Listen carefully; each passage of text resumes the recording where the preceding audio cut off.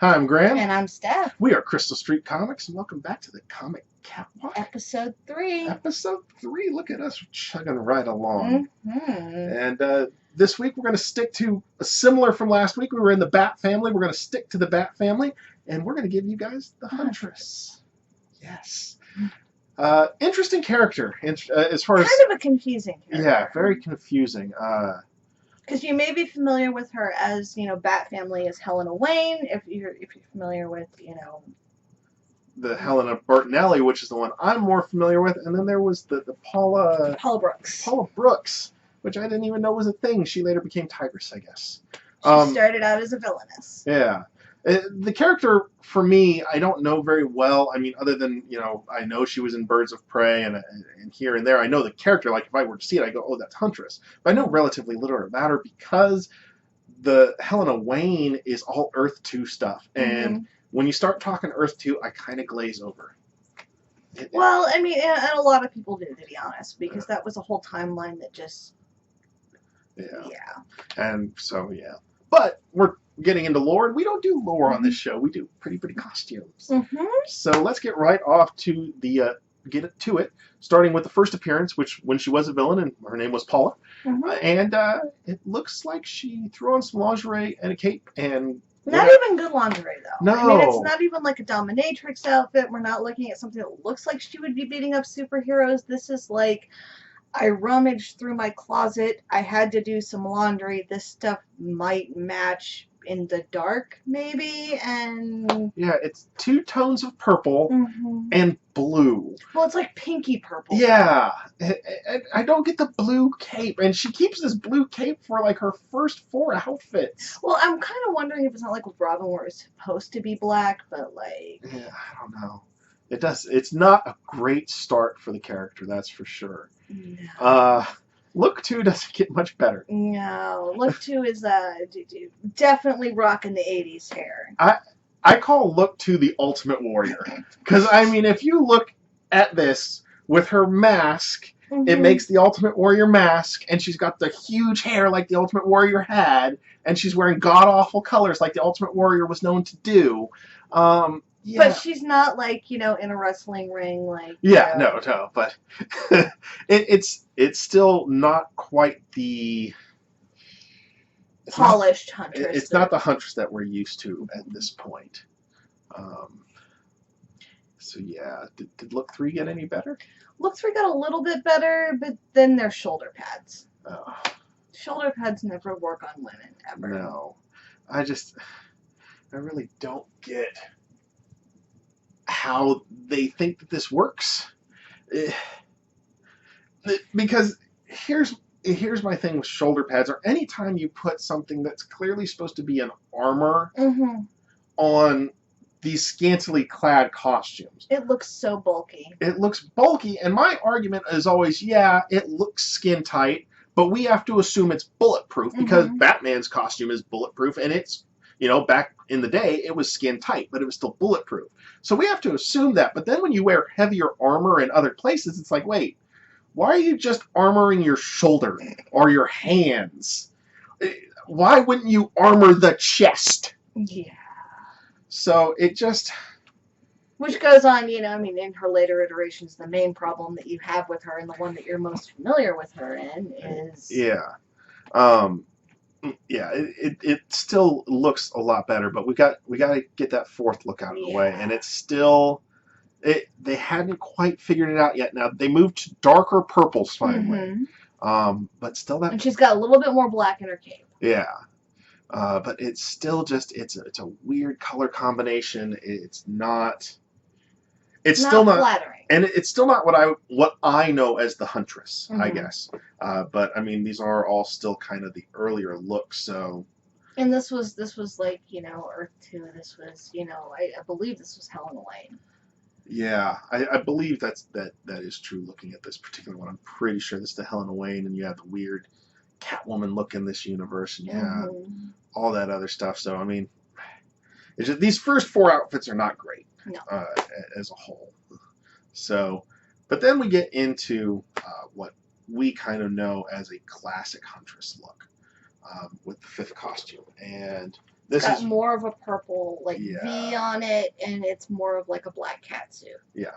But it's head to toe, and she's got a different mask. It's more facial covering, but her hair isn't quite so big. And yeah, it's starting to take the shape of the Huntress we expect to see. Mm-hmm.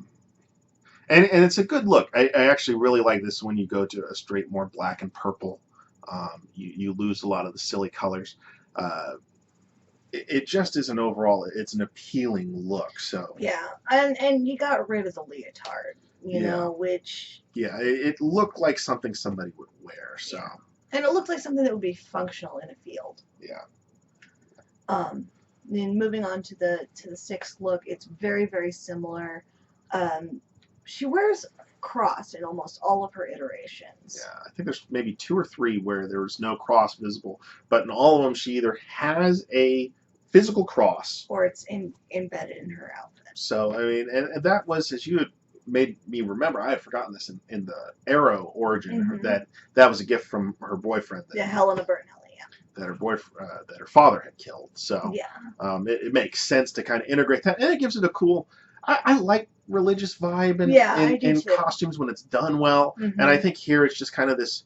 You've got this dark, vengeful character who definitely has a temper. Yeah, and to put that cross there, it's a nice balance. Yeah, it's a nice juxtaposition. Yeah. I appreciate that look. Moving on into the look that comes after this is the look that you have the biggest problem with. Yeah, it's also surprisingly. It's the look I know the most. But it was short. It didn't last long, which is a good thing. But I think because it was in the animated series and the Birds of Prey books that I never collected Birds of Prey, but I picked up an issue here or there. And it's basically her outfits when we start to get the cross integrated, but she just completely exposes her midriff. And she's wearing cheerleader Spanx. Yeah, it's thigh-high boots, cheerleader Spanx, armored knees, and completely exposed midriff. Yeah. It makes absolutely no sense for a character that for a while had very practical look. I mean, started off with not a practical look, but then found it, and then it's just like, it's like when Invisible Woman went for the one that just had like the 4 cut out of the chest, and all of a sudden it's like, here's the Invisible Woman's skin. It's like, here's Huntress's skin, in case you forgot what it looks like. In case you forgot this was a woman you were looking at.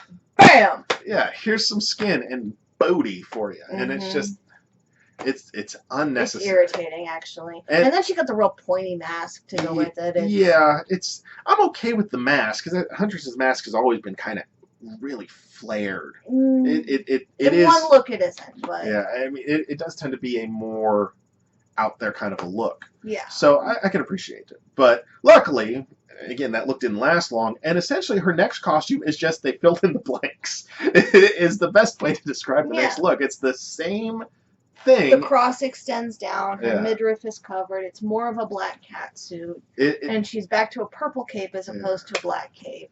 This is the look that to me makes more sense, as it's just like...